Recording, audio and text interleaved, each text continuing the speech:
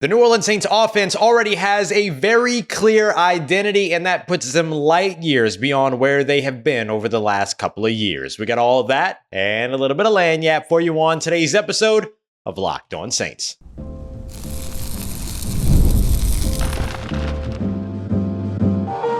You are Locked On Saints, your daily New Orleans Saints podcast, part of the Locked On Podcast Network, your team every day. Oh, what is good, Who Dat Nation and Who Dat family? I am your host, Ross Jackson, New Orleans native, your New Orleans Saints expert and credentialed member of the media covering those New Orleans Saints as a senior writer and reporter over at Saints News Network. And on today's episode of Locked On Saints, New Orleans Saints light at the position already. So now bringing in a UFL playmaker to try out at tight end. We'll break down Sal Cannella and how we could potentially fit for this team. It also feels very clear who the New Orleans Saints top 6 wide receivers are up to this point. We'll discuss who they are and what roles they can specifically fill in this New Orleans Saints offense. And to kick us off, the New Orleans Saints already have found their identity, which puts them light years beyond where they have been at this point as compared to previous seasons. We got all that coming up for you and more on today's episode of Locked On Saints, part of Locked On Podcast Network, your team every day. Thanks so much as always, making Locked On Saints your first listen of the day, and of course, for being an everydayer here on the show, which is brought to you by our friends over at Game Time. Download the Game Time app, create an account, and use the promo code LOCKEDONNFL for $20 off of your first purchase. Terms apply. Again, create an account and check out Game Time today. Last minute tickets, lowest price guaranteed. The New Orleans Saints have a clear identity in terms of who they are on the offensive side of the football. And look, that's more than we have been able to say about this team for quite some time. I certainly would say that about the last 2 seasons, but I would even potentially go so far as back to 2020 as well, right? Or 2021, excuse me, as well. I mean, in that season, they had 4 different starting quarterbacks. They started a record number of players. It just didn't feel like they were able to even have an identity in Sean Payton's last year. It might have been part of the reason why Sean Payton said, y'all, I need a year off. I got to figure this out for myself. And then ended up, obviously going over to Denver. But man, I just look at the way that this New Orleans Saints offense is operating, how it carries itself, how it presents itself, the things that it does on a down in and down out basis, a play in and play out basis that just show you, oh no, this is actually who the New Orleans Saints are. I swear today, I might be able to count on one hand the number of plays that I watched run in Wednesday's minicamp practice, which was the second of 3 practices. The third and final one is later today, in which the team didn't use motion. Now, remember, the New Orleans Saints were, 14% motion last year. They were toward the bottom of the NFL, 24th in Seth Walder's motion report. Then you've got, on the other hand, 60+% motion being used by teams like the Miami Dolphins. The Saints might be in the 40 to 50% motion usage category as long as they don't continuously find themselves in 3rd and long situations, which, I mean, God, if they're at least running the ball effectively, then they're probably not going to find themselves in those situations at all. And so that should allow them the opportunities to be able to do what it is they're clearly stating is a part of their identity, a part of their DNA, which is motion, confusion, eye candy, all these other things. A lot of play action over the course of mini camps as well. And please understand too, this is out of the ordinary for OTAs and mini camps. Typically, this is very vanilla.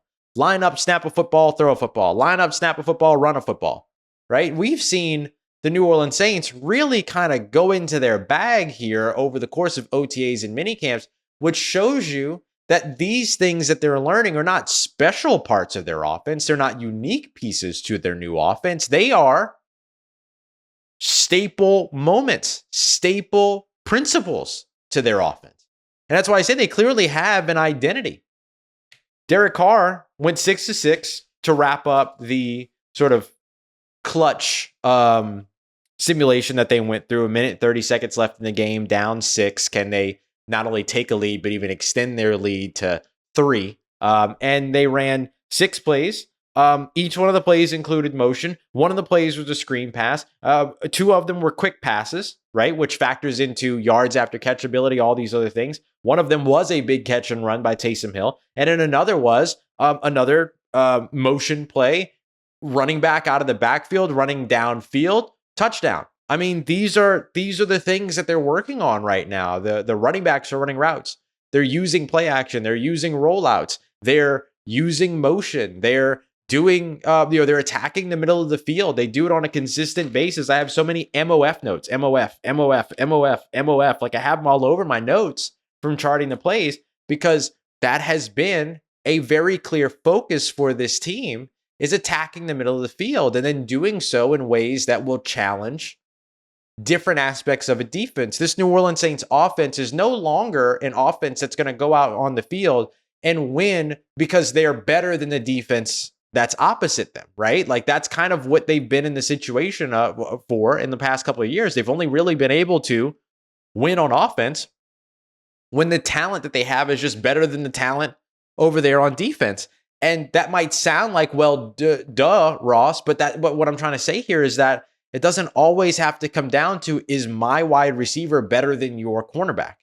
Is your running back better than my linebacker? It doesn't always have to come down to that. In some cases, scheme makes up the difference. Scheme helps to elevate all of that. You know, if we were working on a point system and whatever that means, and somehow my wide receiver was 4 points better than your cornerback, if I have the right system, he's 8 points better than your cornerback because I'm going to put him in positions that help him succeed and that your cornerback struggles in. And that's what this offensive system at least looks ready to do at this time. Look, I can't speak to what this offense is going to look like when it hits the field, when it's going up against NFL level, high speed competition, full speed competition, all those other things. I can't speak to that. And I'm not going to sit here and try to sell you on the hype either.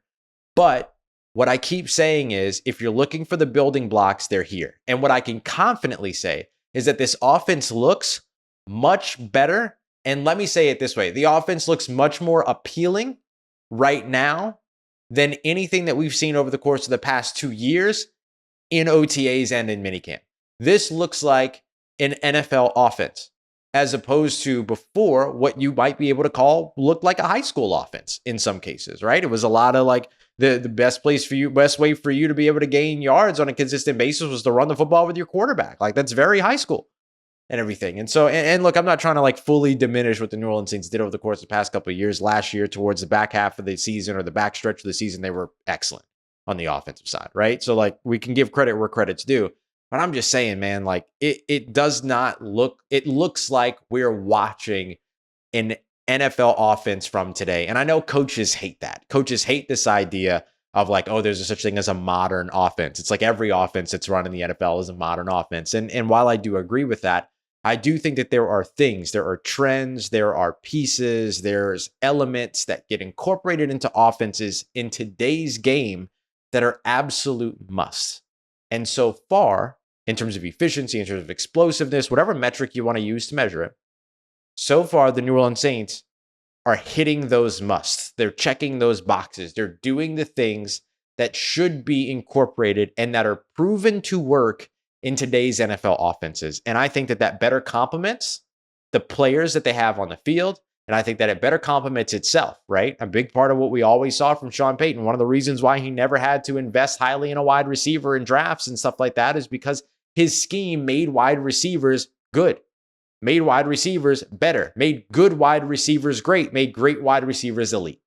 And I think there's a chance, based upon what we're seeing so far, there's elements of that this offense, that Klint Kubiak's offense for New Orleans should be able to pull off based upon what we're seeing at this point through OTAs and mini camps. And again, it benefits Derek Carr, it benefits Chris Olave, it benefits Alvin Kamara, it benefits Jamal Williams, it benefits the offensive line, it benefits everybody. And in many ways, it benefits the defense right now that's having to struggle, or not struggle, but is having to fight to stop it. And sometimes they're struggling to do that. Other times, they're doing it successfully. And so iron sharpens iron, as we continuously say. All right, coming up next, it seems pretty clear to me who the top 6 wide receivers on the New Orleans Saints roster are. We're going to break down who they are and, more importantly, how they contribute specifically to this offense. We got that coming up for you as we continue on with today's episode of Locked On Saints, part of Locked On Podcast Network, your team every day. Today's episode of Locked On Saints brought to you by our friends at Game Time, the absolute must-go spot, your absolute must destination when it comes to purchasing tickets, whether you're buying them months in advance or if you're like me and you're buying them moments in advance. So, sometimes you just want to be spontaneous, right? What's going on tonight? Oh, I don't know. Let me see. Let me check the Game Time app. $3 for some tickets to a Saints game, preseason up against Tennessee Titans. I'll take it. You know what I'm saying? Like, I'm totally okay with that. And I love that from Game Time. A big thing, last minute deals when it comes to them. So customers save up to 60% buying last minute tickets on Game Time. Don't you want to be a part of that? Well, if you do, and of course you should, you need to head over to Game Time today. Take all the guesswork out of buying tickets with Game Time. Download the Game Time app, create an account, and use the promo code LOCKEDONNFL for $20 off of your first purchase. That's a new promo code, LOCKEDONNFL. Terms apply. Again, create an account and use the promo code LOCKEDONNFL for $20 off your first purchase. Download Game Time today. Last minute tickets, lowest price guaranteed.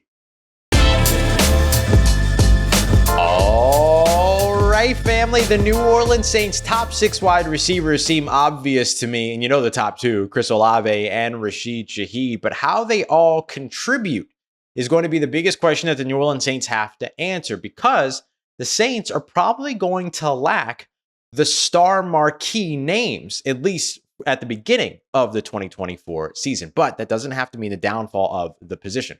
We appreciate you very much, as always. Make it Locked On Saints your first listen of the day, every day. Don't forget to also go and check out Locked On Sports today's 24/7 stream. Tired of all the yelling and screaming from those other networks having to turn the volume down? We'll make the switch to Locked On Sports today, 24/7 stream, specifically curated to make sure you get all the biggest stories from around the world of sports without all the yelling and the screaming. So head over to Locked On Sports today. Check it out on YouTube or on the free Amazon Fire TV channels app, part of Locked On Podcast Network, your team every day. So for me, the New Orleans Saints top 6 wide receivers are Chris Olave and Rashid Shaheed. Those are your top 2 guys right now, field stretchers that can do a little bit of everything else for you as well. Then next up, I would look at guys in no particular order, but A.T. Perry and Cedrick Wilson.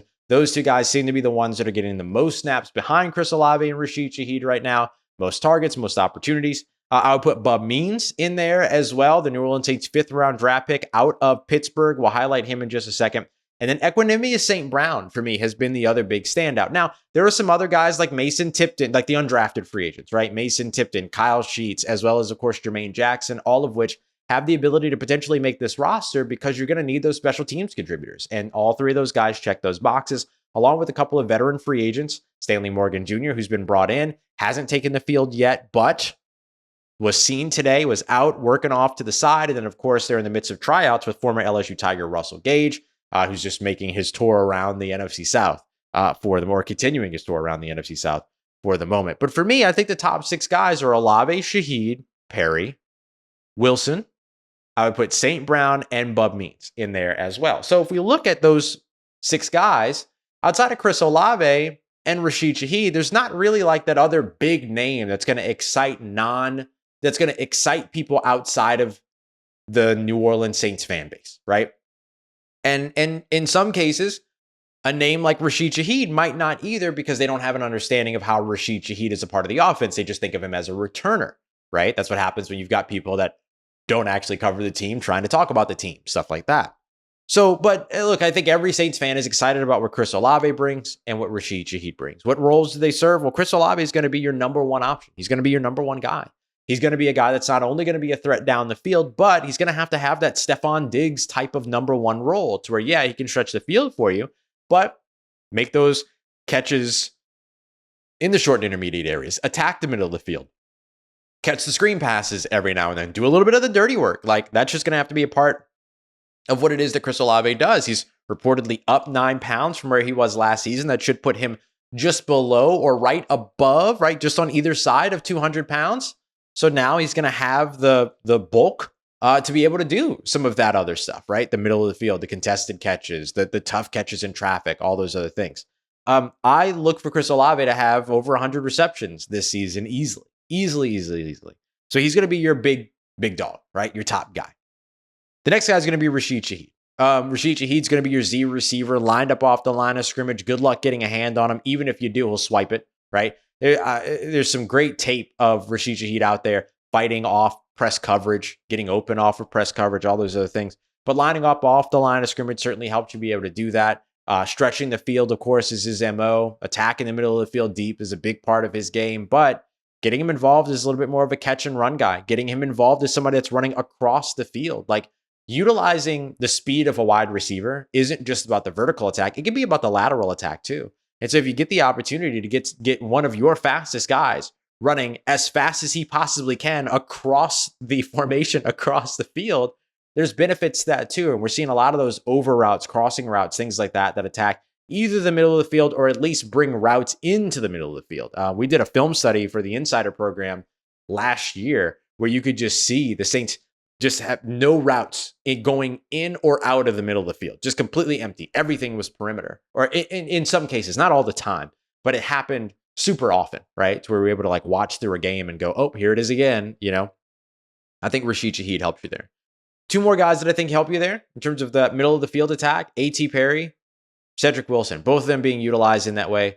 A.T. Perry lines up a lot on the outside while also getting a little bit of run in the slot, while Cedrick Wilson lines up a lot in the slot while getting some run on the outside. I think those two switching off and being able to be out there on the field as guys that are also willing and effective blockers as well, it gives your offense so much disguise with those two guys, bars. And so what I like about that, bars because he rhymed guys with guys. Wow, somebody call Kendre, tell him I'm coming for him. But I just think that like you look at the way that these guys are able to contribute and where they're going to be able to contribute. I think they're another big part of your middle of the field attack, another big part of your crossing pattern guys. And then Cedrick Wilson, I think, is your big slot guy. And remember, the big slot role, I think, becomes really important for two different reasons with this offense. You like having the big slot receiver that can attack the middle of the field. You also like having the big slot receiver that can block and expand your offensive line even further out, knowing that you're going to be sending a lot of these running backs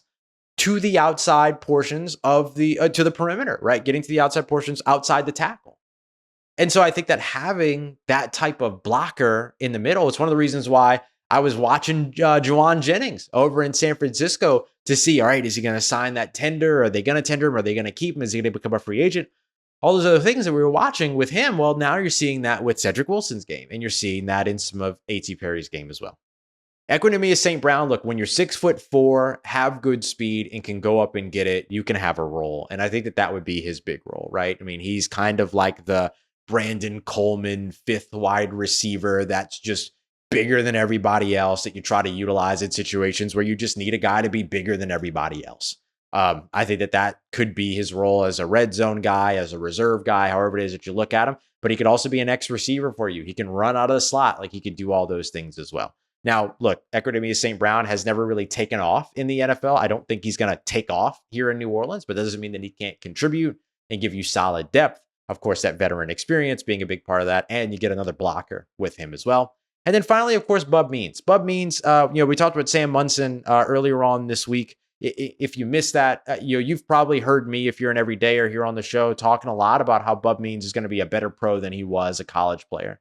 And Sam Munson gave some of the context behind that, where he didn't have a super developed route tree while he was in Pittsburgh because Pittsburgh didn't ask him to have a very well-developed route tree. They had terrible quarterback play. Now he gets the NFL, and he still performed well, still caught over 700 receiving yards for that year, and was still the team's leading option, number one option during that time. And then now you get to the NFL where he's working with a premier development coach like Keith Williams. He's working with Chris Olave and Rashid Shaheed, these other young guys that are in the midst of their development. So he has models, immediate models to follow, not guys that are 10 years into the league while he's just first showing up. No, he can see himself in the guys that are ahead of him. I think that's really important. And so I think that he's a guy that ends up coming in, and as we've discussed on this show several times, has a growing and expanding role throughout the year. And that role can be somebody that attacks the middle of the field, does very well there. He's not a guy that's so small that you can't allow him to do that. No, he's big enough to do all that.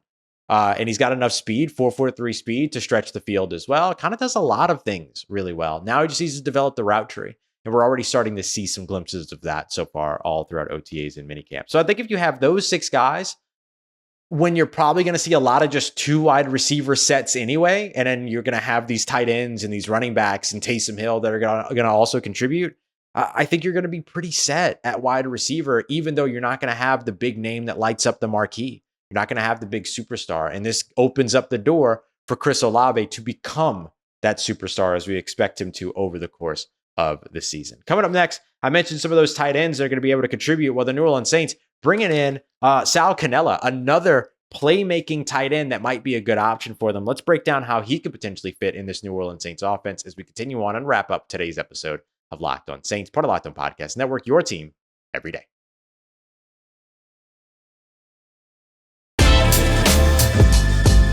Let's get it, Who Dat Nation. The New Orleans Saints bringing in on a tryout basis tight end Sal Cannella, who is impressed in spring leagues, though he struggled to catch on in the NFL. Could he finally do it here in New Orleans? Let's discuss the good things that he brings to the field that could potentially lead him there. We appreciate you very much, as always, for being here. Don't forget, we are your team every day. I have a fresh episode later on today. It's about 15 to 20 minutes, giving you all the highlights from training camp, and then episodes just like this tomorrow morning as well, breaking down a little bit more in depth in terms of what we're seeing, particularly system-wise. I try to do some scheme talk in these as well to give you an idea of like how things are really working in training camp. And one of the guys that we're going to get to see today is tight end Sal Cannella. Now, you might not know that name, but if you've been somebody that's been paying attention to some of the spring leagues, XFL, USFL/UFL now, and all these other things, you might actually know his name. He was drafted number 2 overall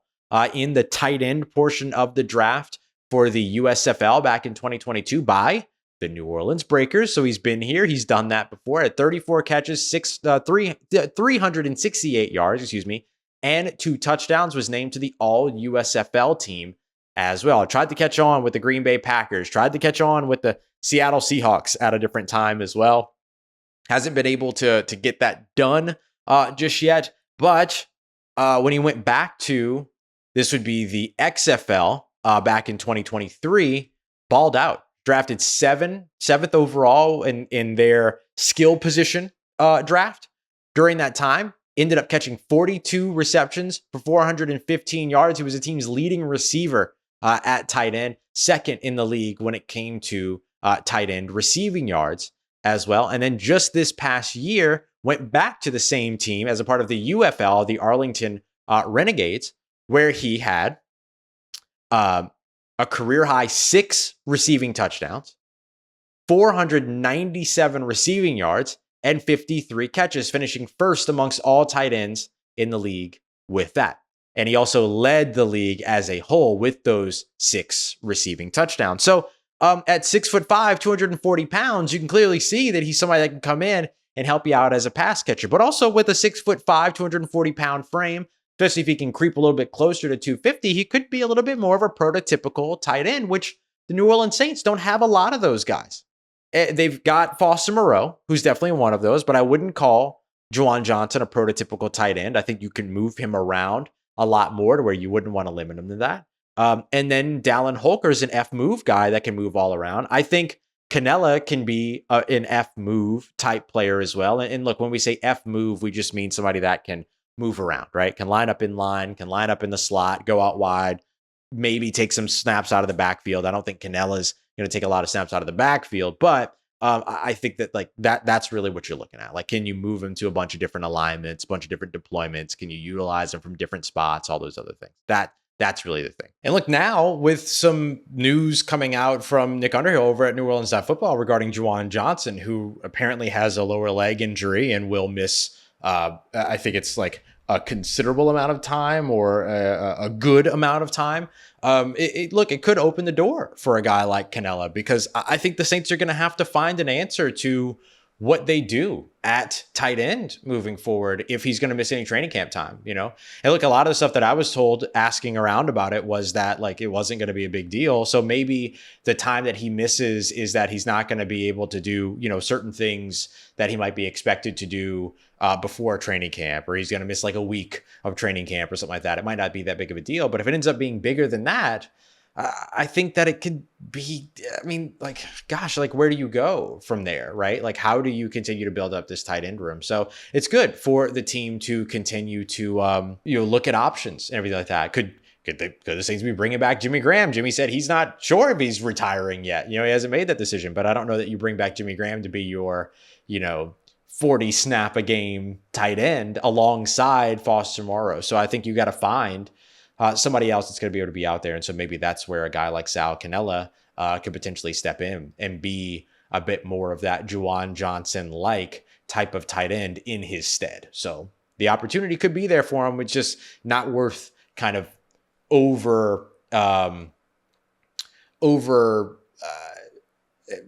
expanding, I guess, or over anticipating, what that opportunity really is. I think at this point, hopefully he gets the opportunity to show in this day that he can do something that gets him back in camp. And then over the course of his time at camp, build up from there. So Sal Cannella, we'll get you an update on him later on today, as well as everything else going on around minicamp. Everything you need to know, we'll discuss later on, and then we'll go in depth tomorrow morning. We appreciate you very much as always.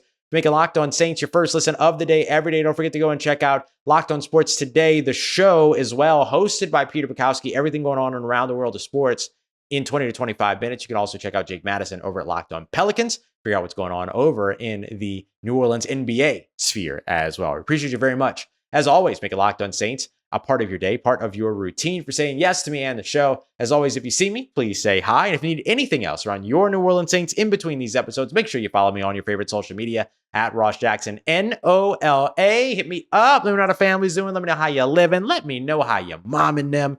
And trust Who Dat Nation, I'll holla at you.